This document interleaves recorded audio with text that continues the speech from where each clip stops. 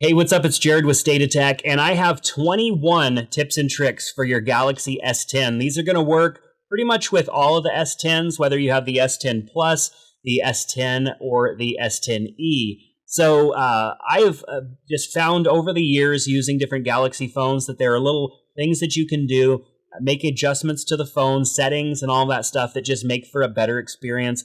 And the Galaxy phone has just gotten to be a better experience anyways over the years. And then they add in new features on top of what is already there, and those new features can kind of be tweaked and adjusted to make the experience great. So when I was looking at the things that I did in the past, also looking to see what other people were doing online, I ended up coming up with a pretty lengthy list of tips and tricks that I think are going to bring added value to your experience using these phones. So this video may be a little bit longer, so I'm going to try and keep it as concise as possible and show you everything that you need to know to set up these different adjustments, configure your phone the way that I am in any of these settings, tips and tricks that I talk about. So the first one is the single tap Bixby button action. The Bixby button can either be single tapped or double tapped or held to perform different actions. So for example, if I do a double tap, I get Bixby opens up and I can do any of the quick commands or whatnot there. Bixby Home is the home screen. When you swipe to the side, Bixby Home shows up. So there's kind of like two different Bixby experiences. And now Bixby thinks I'm talking to it. But you can customize the single tap action to do different things. So for example, I've customized it to do this. So now it actually opens up the Google app, and then I could either use the voice action that you see here on the screen. I'm not going to say it because it'll set off everything in my room. You can use that to activate your Google Assistant. You can tap on the microphone, or perhaps just you can do a swipe up and hold on the phone too to get to it. But there's lots of different ways that you can customize that. So let me double tap just to get to the settings here. I'm going to go into the settings, and then I can see the settings for Bixby key right here. You can see a single press to open Bixby. I have changed that to double press open Bixby, and then under use single press, I have an action called Run Google Assistant. Now, if you go in here and choose the Open App option, which you would think like, oh, I'll just set the Open App option to Google Assistant. Well, even though I have Google Assistant installed on the phone, Google Assistant does not show up in here because Samsung probably blocked Google Assistant from showing up in here, which is kind of a bummer. And even the Google app is grayed out. So what I did was I created a quick command instead. So in the quick command, I created a quick command. You have to click on Go to Quick Commands. And when you go to Quick Commands, you can create your own command. Lots of taps here, so I hope you're following along just fine. And under this quick command, and this also works as something that I can say to Bixby as well. I can say to Bixby, stop. I can say Google Assistant to it, and then it opens the Google Assistant app. So I can actually do that verbally, or I can use the single tap. And so I chose the single tap just to open the Google app, and then I can access Google Assistant there. But really, you can customize that to anything. This is just an example of how I'm using it. You can customize it to work however you want. Number 2 is to record your fingerprint twice. Now, when unlocking your S10 Plus with its in-screen fingerprint reader, you don't really always know where your thumb is supposed to go. So you might want to add in your thumbprint as a second thumbprint and get more angles in there. And I've seen other people do this. I've been doing this on my phones forever, since the iPhone first had its fingerprint scanner and allowed for more than one fingerprint. I've been setting up multiple copies of the same fingerprint so that it just unlocks faster. It doesn't have to think about it as much. So what we'll need to do is go to Biometrics and Security under Fingerprints. Then I'll have to put in my password, which I will do real quick. And then we have 4 fingerprints here. So as you can see, I have 4 fingerprints put in, but I actually only have 2 fingers entered. I have my right thumb and my left thumb entered twice. So that way it records faster and it unlocks faster. And I can even check my fingerprint here by tapping and holding. And so it says fingerprint 2, fingerprint 2, fingerprint 2. So it's technically using fingerprint 2 most of the time. But anyways, you can come in here and you can add additional fingerprints. The only bummer is that the phone only supports 4 fingerprints, which I think is kind of a fail on Samsung's part because, you might want more fingerprints in there. And nothing has been shown yet that the Samsung phone is actually like learning and conforming and bringing in more data about your fingerprint every time it's scanned. It seems to be pretty fixed. And so I found that you do have a little bit better of a chance if you have your fingerprint recorded in there more than once. So if you're usually unlocking your phone with your thumb, which I think on the S10 and the S10 Plus, most of us are using our thumbs and not our index fingers, you can go ahead and register your thumbprint twice for each thumb, using up those 4 slots, and the phone will unlock a little bit easier. Number 3 is to enable night mode. I have been falling in love with dark or night mode that a lot of different apps have been integrating over the years. Dark mode just seems to be easier on the eyes for me, and so I've been switching over to dark mode or night mode pretty much on any device that I have and in any app. So Samsung has also added what they're calling night mode to their phone. So if you swipe down and go to settings, go to display, and turn on night mode, you can see here it enables dark mode or night mode to your phone, and then it is now in night mode, which means everything is darker and I think a little bit easier on your eyes, especially if you're using your phone at night. Number 4 is to customize your notifications and snooze them if needed. So if you have some apps that seem to be kind of pestering you a little bit and you don't want to disable their notifications altogether, simply swipe down and then swipe over, and you can see the snooze or the little gear icon. The gear icon will take you into the notification settings for that notification. The little bell will actually allow you to snooze that type of notification from that app for a period of time, 15 minutes, 30 minutes, an hour, or 2 hours. So if I wanted to snooze that, I would just choose an option and hit save. If I wanted to just turn off notifications or modify them altogether, I can just go right here, and then I can customize. I can turn off show notifications. I can go in here to other notifications, and then go underneath the app that I wanted to go ahead and maybe turn off notifications altogether for that app. Number 5 is split screen view apps. Now, if you want to put an app into split screen view, the easiest way to do it is just to swipe up and get into multitask mode. Of course, we see all of the icons to the apps up at the top here. If you tap and hold on one of those, you get a menu and you can see the different options. Now, if the app supports split screen view, you will see the options there, such as with the Photos app, I can open this app in split screen view, open it in pop-up view, or I can lock the app. So now I've got it up here in split screen view, as you can see, and I can open up another app down below it, such as the Google app. And then, of course, I can resize these and slide them up and down and view apps in split screen, which I think is fantastic, being able to do split screen apps on this phone. Number 6 is dual messengers. Have you ever wanted to have more than one instance of Facebook running because maybe you need to be logged into 2 different Facebook accounts or Facebook Messenger? And there are a few other apps that are supported, but not a whole lot. There is an option for that on a Samsung phone. So we're going to swipe down and go to settings. We're going to go to advanced features, and then we are going to go to dual messenger. Now, here is a list of apps that are supported in dual messenger. Right now, just Facebook and the Messengers app themselves. If I toggle this on, what it will do is make a copy of that app, and I can log into 2 different Facebook accounts, which on most other phones is not possible at all. I know that on my Pixel, I would have to create a whole nother user profile. So this is actually kind of a neat feature here. And then, of course, you can use separate contacts for those apps as well, which isn't a feature that I would use. But there are some instances where maybe if I was managing another Facebook account for someone or helping them out, I can just, rather than logging out of my app and losing any settings or anything like that, I could just go ahead and enable another copy of the Facebook app and get at it that way, which I think is a really good option. Number 7 is utilizing the secure folder. Now, a lot of people probably think that the secure folder is for hiding things, or just, maybe you want to keep things private, so you use the secure folder.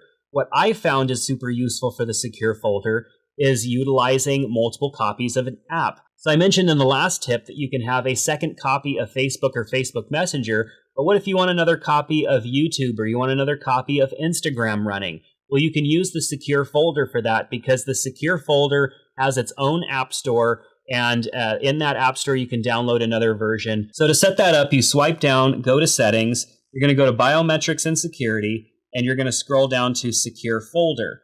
So you're going to go through the process of setting up the secure folder, and that's just a process of the Samsung phone kind of creating a separate interface on the phone, which is really interesting because it's going to show up as a folder in your app drawer, and within that folder are going to be a few default apps, and then you're also going to be able to do things like keep files secure and photos and stuff like that. But where I find it useful, because I do a little bit of social media management as part of my business, is having a version of Instagram that is just for my clients, having a version of the Facebook Pages app that is just for my clients. So now we're going to need to set up a pattern or a pin or something like that. I can use my fingerprints. So I'm going to click on Next, and I'm just going to create a pattern. And you just saw my pattern, but that's all right. It's not a pattern that I use for anything else. So here's my secure folder, and you can see that I have some stuff in that secure folder. Now, if I want to add an app to the secure folder, I could download it from the Play Store or the Galaxy Store. So if I want to go ahead and download another version of Instagram, I do have to actually sign in to Google. And so you can sign into Google using your same version or your same email address that you use for your other Google account, or you could even use a separate Google account. So I'm not going to go through the entire process because it does take a little while. But what you're going to end up with is kind of a siloed folder that is your secure folder, and I can go ahead and do a search for that secure folder. It's under S, and here is my secure folder, and any apps that I add will be in that secure folder, and they will work totally as their own separate siloed installation of that app, which means you can run any app in the secure folder and have another version of the app in the regular folder, which I think is awesome. Number 8 is setting app timers in the digital well-being app. I think it's very important that we utilize something in our lives to limit the amount of time that we spend in one solid amount of time on our phones. You know, we need to get up and exercise. We need to, be reminded that we're still part of this world. And so using the digital well-being app is actually pretty useful because it lets you set timers per app. So that doesn't necessarily mean you even have to put away your phone. Maybe you're saying, okay, I've been responding to email on my phone. I want to take 15 minutes and go scroll Instagram, but I don't want to get sucked down that vortex. I want to be notified. It's easy just to set a digital well-being timer on a specific app. So to get to digital well-being, you can just scroll down right here to digital well-being. You can see I have 0 timers set. I can tap here, and it's going to check my phone for the different apps that I have and ones that I can set timers on. And then I can set a timer for Instagram, say 15 minutes or 30 minutes. I can also set timers for other apps, and I will be notified when when I've been using that app for a specific certain amount of time.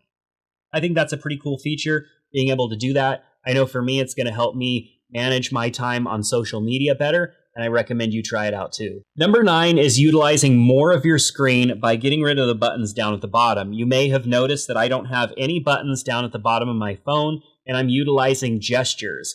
Now, when switching from the Pixel 3 XL over to this phone, I had already gotten used to gestures, and I've gotten used to them on the iPhone as well.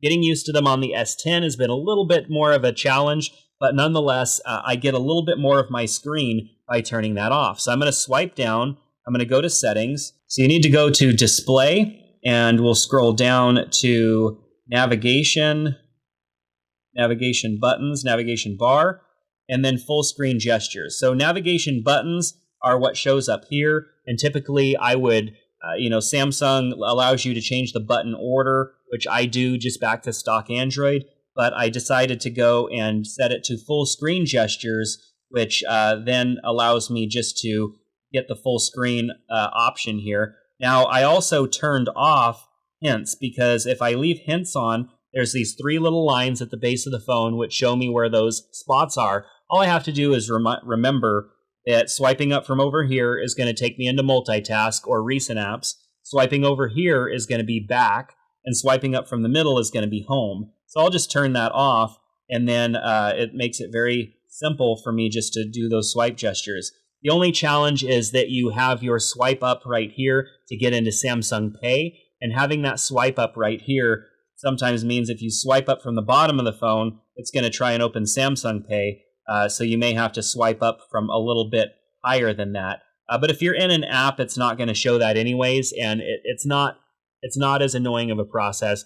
But essentially, it does give us a little bit more screen real estate, which I like. So number 10 is changing the button grid size of the quick actions. So if you like quick actions, which I do, these actions that are up here, but I don't like having to scroll through them. I just want to see more. I feel like there's some wasted space there. Tap on the settings icon right here, choose button grid, and choose 5x3, and then hit OK.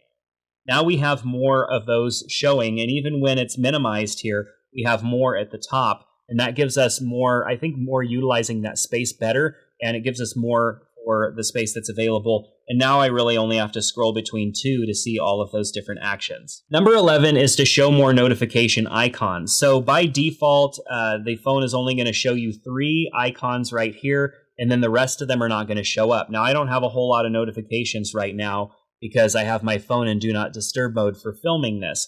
But if you want to have more notifications show, perhaps let it go all the way across till it almost touches the other icons. Here's what you need to do. Swipe down again, go into your status bar, and choose all notifications. You'll see that 3 recent notifications is an option, and then you can turn that off altogether. And even from here, this is a little bonus, you can turn on battery percentage if you want to see the percentage amount. Otherwise, all you're going to get is the battery indicator. Number 12 is disabling the Bixby home screen. Now, typically when you are in the Samsung UI, if you swipe to the right, you'll get your Bixby home. Bixby home is different than the Bixby Assistant, which comes up when you tap your Bixby button on the side. So I'm going to tap and hold and then swipe over, and you can see Bixby home is enabled.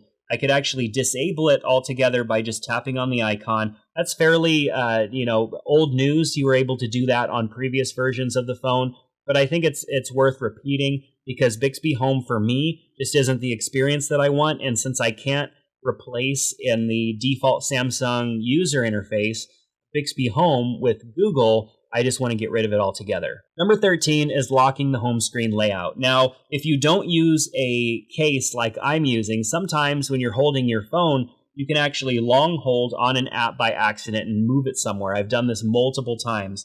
So if you tap and hold and choose home screen settings, you can actually lock the home screen layout like this. And when you lock the home screen layout, now tapping and holding and dragging it gives me a message and says you can't move an app, which I think is super useful. It still lets me get access to those different little quick settings and stuff like that, so that I can do things like, check my calendar, send a text message and whatnot, but it doesn't allow the app to move, and that just happens all the time, especially if you're not using a case on your phone. So locking the apps into their current location may save you a little bit of frustration, especially if you're not using a case on your phone. Number 14 is creating split screen app pairs. Now, this is where I actually enjoy using the Edge panel. I've always turned off the Edge panel, and normally this would be one of my tips, is to shut off the Edge panel, but I want to show you something cool. If I go over to my apps, you can see in Apps Edge,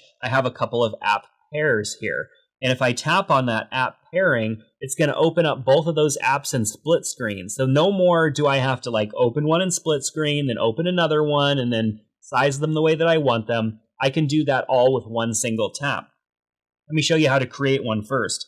I'm going to tap on Edit, and then I'm going to get my Apps Edge over here. I can create an app pair by tapping on Create App Pair and then choosing the apps. And in the order that they're in is whether they'll be on top or on bottom. So say, for example, I want to choose like Amazon and Twitter or something like that. It would add them here. You can tap on Switch to have them flip-flop. And then when you're ready, hit OK, and it will add it over here to your Apps Edge. And then check this out. So I'm going to open up YouTube and Twitter at the same time with one tap. Boom. YouTube and Twitter opened up.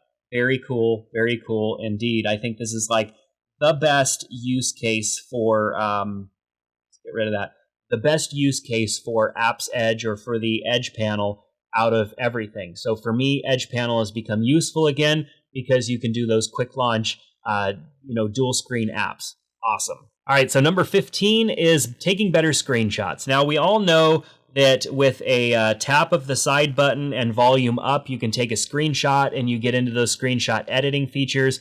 But that process is, I think, kind of old. Let's go ahead and open up, say, like Instagram here. Sometimes we're on Instagram or some other app and we see something that we want to screenshot. Now with the Edge panel here, we have our Apps Edge, but you also have Smart Select. And so these different panels that show up here give you a lot of really neat options, and you can enable them by tapping on the little gear icon, and then you'll see all the different Edge panels that are available. So if you choose Smart Select and add that as one of your Edge panels, so let's just get back to where we were here. You could simply swipe over, choose a rectangle, oval, a GIF animation, or pin to screen, and you can actually, really take cool screenshots easily. And so let's do a rectangle. I'll go ahead and position this one. Maybe I just want to screenshot this image. We'll go ahead and position it there, hit done, and then it is ready to go. I've got that there. I can mark it up simply by tapping here, and now I'm in. This is a typical screenshot option that you would get even if you did the button press. And then I can just go back here and I can discard, save, or cancel what I'm doing. I can save the image. I can share the image with the Samsung share sheet here, sending it to friends, sending it out to an app very easily. Let's go back. So to record a GIF, swipe out from the side, and really you need to have some sort of action going on. So if you have, a video or something like that you want to create a GIF out of, for example, this guy, let's go ahead and swipe over to the side, choose animation. We're going to go ahead and position him right in the middle and hit record and hit stop. And there now we have a GIF that we've created. So that worked out pretty good. And then, of course, I can save that, and now the GIF has been saved to gallery, and now I've created a GIF. So use the Edge panel for creating your screenshotted content. It's going to give you much more functionality. Number 16 is utilizing Finder Search. Finder Search helps you get to anything in your phone way faster than swiping and looking around and just trying to find it on your own. And there are multiple ways that you can get to that. So, for example, if you swipe up, you have Finder Search right here in your app drawer. If you swipe down and click on the magnifying glass right here, you have a Finder Search. And so those are two different ways to get at your Finder Search. Finder Search is going to help you find any setting in your phone. So for example, if you don't want to go through your settings, I could simply tap here and then do a search for launcher, because maybe I want to change my default launcher to another one. So I could easily get to an app launcher or something like that easily. You can get to any app, open up any app. You can also set the settings to search your contacts or anything like that as well. So let's actually just open up that search, tap on the little icon right here to settings, and then now we can have show suggested apps, which show up at the bottom, customization service, which connects to your Samsung account, manage which apps will show details in Finder, so you can toggle some off. Maybe you don't want details from email to show up in a Finder search. You could turn off your email app. We can add Finder to our home screen and app screen, which by default this is not enabled. I like Finder so much that I enabled this so that it would show up not only on my home screen, but in my app screen as well. So Finder is definitely a better way to get around your phone. We've seen features like this on the iPhone and on other Android phones. A lot of times you're just using like your Google Assistant search and it's doing its best. But Finder Search on the Galaxy S10 devices is really good, so I recommend using it. Number 17 is turning off suggestive apps while you're in recent apps mode. So when you swipe up into multitask mode or recent or whatever, you get these 4 apps that show down here at the bottom. Now, if you don't want that, simply tap on the 3 icons here, the 3 dots, go into settings, and turn off suggested apps. Now, the next time that you swipe up, you're not going to see the suggested apps down there at the bottom. A lot of times I found that the suggestive apps are not actually that useful, which is why I'm turning it off. Number 18 is another way to access Google Assistant. In the very first one, I showed you how to access Google by a single tap on your Bixby button. Sometimes it's just a little bit easier if you want to go directly to Google Assistant to tap and hold on your home button, and Google Assistant will pop up. So if you tap and hold on your home button, that's one way to get access to it. Or if you have turned off your icons down here, like we did earlier, to go into just gesture mode, a swipe and hold will access that. So you can swipe up and hold, and it will do the same action as a long press on the button. I found, though, that if you have Samsung Pay enabled, a swipe up a lot of times will accidentally enable Samsung Pay, so it's easier to have your navigation button open if you want to utilize that way of activating Google Assistant. Number 19 is a feature within the Find My Mobile app option that's on your phone. Now, when you lose your phone or you misplace it, it's very easy to find our phones with the Find My Mobile option. We can do that sometimes from our smart device, like our wearable device, or from a web browser or another mobile device. But what happens if your phone actually, if the battery dies and you've lost connection there? Now you can set it up so that it will actually send its last location right before the battery dies. So we're going to swipe down, go into our settings, go into biometrics and security, and scroll down to Find My Mobile right here. We need to turn on Send Last Location. So the very last thing the phone will do before the battery dies is send off the location. So we'll have the most recent location the phone was able to acquire before the battery went dead. Number 20 is keeping our phone fresh by making sure that it's getting cleared out and updated as often as possible. Now, a lot of times after using an Android phone for a little while, we need to just power cycle our phone. And sometimes I don't remember to do that. I can go a month or more without power cycling my phone because I keep the battery charged, and so it just never shuts off. But with Samsung, you can actually have it automatically power cycle for you, meaning that you're going to start out the day with a fresh phone that just has its, memory cleared and everything is good. Sometimes turning it off and on again is the best option. And so in order to do that, we'll swipe down, we'll go to Settings, we'll go to Device Care right here. And so in Device Care, up at the top right-hand corner, we can choose Auto Restart. And you can see here that I have chosen to turn Auto Restart, set it to Sunday at 3 a.m.